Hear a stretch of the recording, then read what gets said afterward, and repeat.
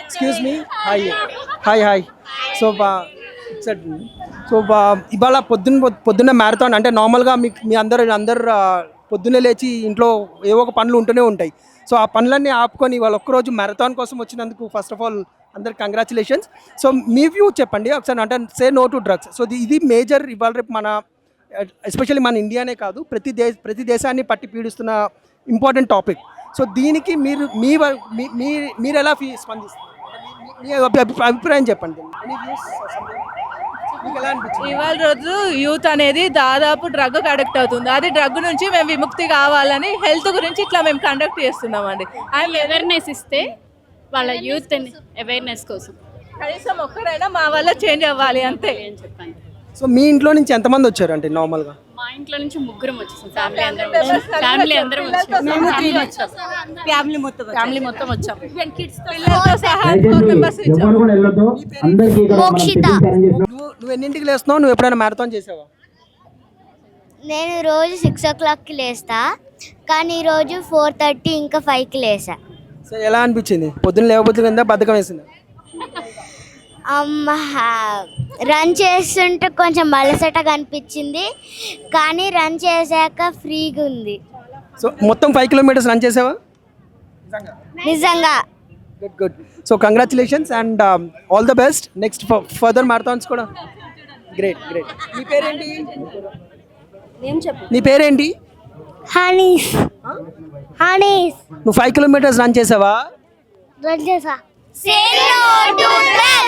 So marathon నార్మల్గా marathon అనగానే చాలామంది అంటే రెగ్యులర్గా ఫిట్గా అంటే నార్మల్గా యాక్టివిటీస్ చేయని వాళ్ళు మ్యారథాన్ అనగానే కొంచెం డిలే ఎక్కడో లేజినెస్ అవి కనపడుతుంటుంది. సో మీరు ఏ టైంకి వచ్చారు? అంటే మీరు మొత్తం 5 kilometers రన్ కవర్ చేశారు? 5 kilometers కవర్ చేసామండి. మార్నింగ్ 5:15కి అలా వచ్చాము. వార్మప్స్ నుండి స్టార్ట్ చేసాము. మొత్తం 5 kilometers కవర్ చేసాము. సో ఇప్పుడు నార్మల్గా అంటే ఇవాళ రేపు యూత్ చాలా అడిక్ట్ అవుతున్నారండి డ్రగ్స్కి. అంటే మన డ్రగ్స్ ఇదే కాన్సెప్ట్ ఎక్కువ అయిపోయింది. అండ్ ఇంకోటి చాలా మనం ఇవాళ సెలబ్రిటీస్ కానీ ఏ ఈవెంట్స్లో అయినా సరే మనం డ్రగ్స్ కామన్ చాలా క్యాజువల్ అయిపోయింది ఇవాళ రేపు. So what do you say? అంటే దాని ఇంపాక్ట్ ఎంతవరకు ఉందంటారు యూత్ మీద and how they are coming up? Actually చెప్పాలంటే ఈ మధ్య టు బీ వెరీ హానెస్ట్ ఈ మధ్య యూత్కి చాలా ప్యాషన్ అయిపోయిందండి డ్రగ్స్ తీసుకోవడము అండ్ అడిక్ట్ అవ్వడం. అది చాలామంది అలా తీసుకుంటున్నారు. బట్ ఇది లాంగ్ రన్లో చాలా ఇంపాక్ట్ ఉంటుంది. హెల్త్ ఇష్యూస్ రావడం కానీ, not only health issues, addict అయిపోతారు. సో ఇప్పుడు ఆల్రెడీ 50% యూత్ ఏదైతే ఉన్నారో అందరు ఫిట్నెస్ మీద తర్వాత డిఫరెంట్ గ్రూప్స్ తయారు చేస్తున్నారు, రైట్? దాంట్లో ఫిజికల్ ఫిట్నెస్ గ్రూప్ కానీ లేకపోతే స్పోర్ట్స్ గ్రూప్ కానీ. సో ఇలా డిఫరెంట్ యాక్టివిటీస్ గ్రూప్స్ ఎక్కువ అయిపోయినాయి ఇవాళ రేపు.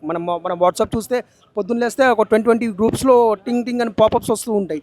సో ఇఫ్ యూ సీ అంటే ఆ గ్రూప్స్ ఎంతవరకు లైవ్లో ఉంటాయి, అంటే ఎంతవరకు లైవ్లో ఉంటున్నాయి? సో ఎంతమంది ఇంకా ఫిజికల్ యాక్టివిటీస్ మీద ఇంకెంత ఫోకస్ చేయాలంటే? అంటే ప్రతిసారి మనం we cannot act someone to come and motivate us. Self motivation compulsory ఉండాలి.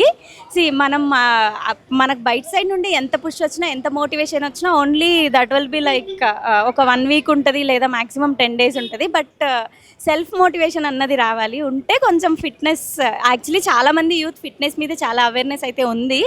బట్ ఇంకొంచెం వస్తే బాగుంటుంది. సెల్ఫ్ మోటివేషన్ ఉంటే బాగుంటుంది అని అనుకుంటున్నా. సో చూసాం కదా ఫ్రెండ్స్, నార్మల్గా లేడీస్ కూడా ఇవాళ వాళ్ళ వ్యూ చెప్తున్నారు ఏంటంటే ఫిజికల్ ఫిట్నెస్ ఇంకా ఎక్కువ బాగా అవేర్నెస్ రావాలి జనాల్లో. అలాగే యూత్ కూడా బాగా ఇంకా ఎక్కువ ఫిజికల్ ఫిట్నెస్ మీద ఫోకస్ చేసి ఇలాంటి చెడు వ్యసనాలని వదిలేయాలి అని కోరుకుంటున్నారు. కెమెరామెన్ శ్రీకాంత్తో రాజశేఖర్.